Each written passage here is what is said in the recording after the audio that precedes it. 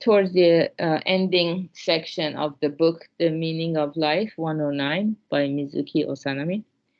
So if we compare life to an airplane, before the fuel runs out and it crashes. If we compare it to an airplane, the moment you were born is when the plane took off from the airport.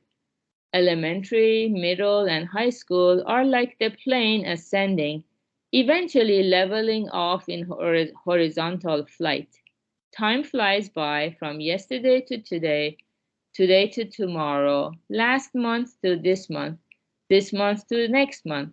But this plane is flying at a tremendous speed.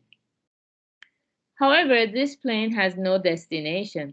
Below, there is nothing but a vast ocean, endless seas, with not a single island in sight. If you were on such a plane, how would you feel? The fuel is decreasing with each passing moment. No matter how delicious the in-flight meal or how entertaining the in-flight movie is, you cannot enjoy it. That's because the plane's fuel is limited. If you continue flying without knowing your destination, eventually the fuel will run out and there will be nothing left but a crash into the sea. The in-flight meal and in-flight movie in this analogy represent money, possessions, status, fame, work, hobbies, education, and personality, relative happiness, in other words. No matter how blessed you are with relative happiness, you don't have true peace of mind and satisfaction in your heart, do you? That's because eventually, when the fuel runs out, you'll plummet headlong into the sea. Japanese philosopher Kitaro Nishida, who founded the Kyoto School of Philosophy, said, "Resolving the issue of death is one of the most important matters in life. Buddhism calls this issue the matter of life and death, or the crucial matter of the afterlife, and teaches that only by resolving this great matter can one attain absolute happiness." In case of the airplane, if the fuel runs out and there is a large airport where you can safely land, the great matter of crashing into the sea disappears. By resolving this great matter, you can truly enjoy your journey through the skies. In-flight meals and in-flight movies are nice to have, but not essential. Whether you have them or not, you can fully enjoy the journey with great peace of mind and satisfaction. So by resolving this great matter, you won't necessarily make money or cure illnesses. Until you resolve the crucial matter of the afterlife, whether you have money or not, you won't find happiness. However, by resolving the crucial matter of the afterlife, whether you have money or not, you can attain absolute happiness, complete peace of mind, and complete absolute satisfaction. In the famous work Tannisho, absolute happiness is referred to as the path of no hindrance. This absolute happiness is also called the path of no hindrance in the famous work Tannisho. The term hindrance here refers to impediments that can obstruct happiness. No hindrance means that these obstacles remain as they are and do not interfere with happiness.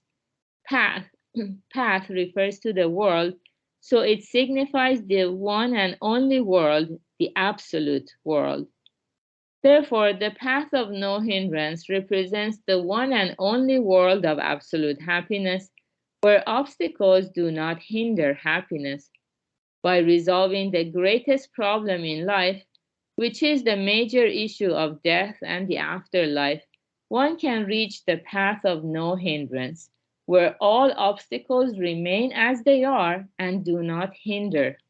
In this way, while everyone shares the common goal of seeking happiness in life, temporary and fleeting happiness is not enough to provide genuine peace and contentment. To achieve unchanging happiness, one must look beyond relative forms of happiness like wealth, possessions, status, fame, or self-realization.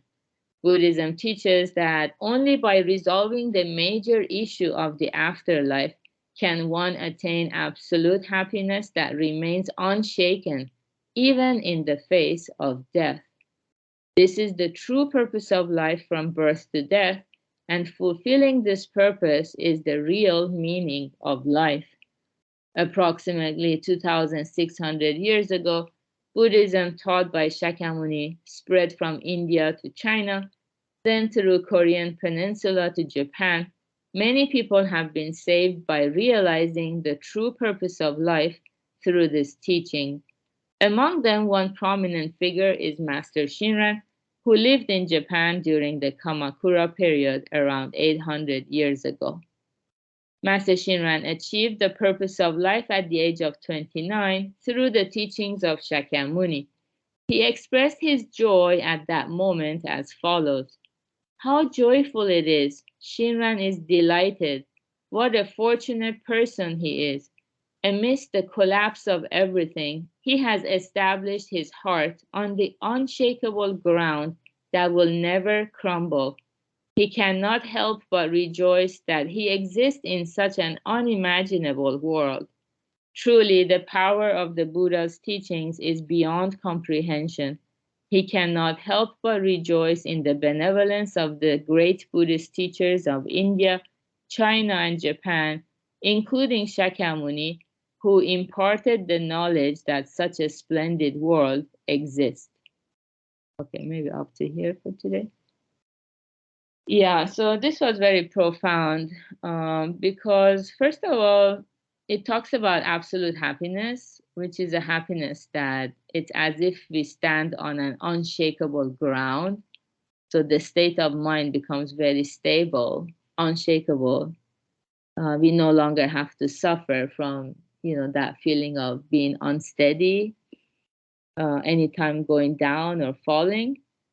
So this is, yeah, until we experience absolute happiness, it's not easy to imagine or bring it to the mind because all the happiness we are already familiar with, it had ended, and then we pursued some other happiness, and then it began to fade away, and then something else. Maybe we're not even aware of that process actually. Because when we are young, we look forward to the ending of that quote unquote happiness. Like, let's say when we were in elementary school, I couldn't wait until I got to middle school. Yeah, because my brother was older than me, my cousins were older than me. They were all in the middle school, high school. I was the only one in elementary school. And the ending of that happiness of being in elementary school was fun. So as a young person, yeah, maybe we're not even aware how relative happiness comes to an end because we have so many good things we can look forward to. But as we get older, I'm not sure if we can say the same thing. Well, we graduated college, most of us. So yeah, postdoc, continuous research, lifelong learning. Of course, that's one way. It's called ikigai. It gives us motivation to keep going in life. And it is important. Yeah, don't get this passage wrong. Like I always say, it's prone to misunderstanding. But without the ikigai, finding something that motivates us to keep going in life, we cannot live life even one day. It's necessary. Relative happiness, temporary happiness is necessary to go forward. But if that's all we know, it's like we forget that we are on the airplane that has no destination. We are not clear where it's going. And so we cannot experience lasting peace of mind and lasting satisfaction in the heart. So this part requires a lot of meditation. That's the real meaning of meditation or contemplation on, do I really have awareness that the airplane of my life really has no destination? I'm just going forward, enjoying the journey, and not thinking about what lies ahead. Yeah. And yeah, to me, I personally have found this the way to overcome the anxiety and the way to live life to the fullest at this moment because I'm not turning my eyes away from the reality. to find that courage to confront the reality as it is, it also has its own rewards as we go forward on this path. So good job, everyone, for being here, practicing together. And we will have the Right View Lab, 8 p.m. Pacific time. And have a wonderful Monday and start of your week. Goodbye. Thank you, everybody. Thank you, Gary. Thank you, everybody. Bye-bye. Thank you. Have a good day. Thank you, Stefania. You as well. Bye, Rogelia. Bye, Rick. Thank you so much. Thank you.